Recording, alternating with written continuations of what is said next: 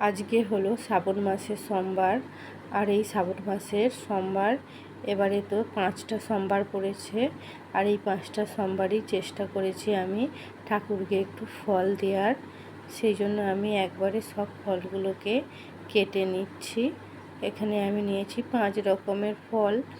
সেই ফলগুলোকে ভালো করে সুন্দর করে ধুয়ে নিয়ে কেটে নিয়ে তারপরে দেব ঠাকুরকে। এখানে কি কি ফল আছে? লেবু, কলা, আপেল, নাশপাতি আর বেদানা। তারপরে একটু কাঁচা দুধ আছে। এগুলো সবই আমি নিয়ে সাজিয়ে নিয়েছিলাম। শুধু ফলটা কাটতে বাকি ছিল, সেই জন্য আমি ফলটা আগে কেটে নিচ্ছি, তারপরে ঠাকুরকে দেব। দেখো কি সুন্দর করে আমি ফলগুলো আগে সাজিয়ে নিয়েছি। এই হচ্ছে ঠাকুরের জন্য আজকের আমার নৈবেদ্য। চলো তাড়াতাড়ি আমি পুজোটা সেরে ফেলি।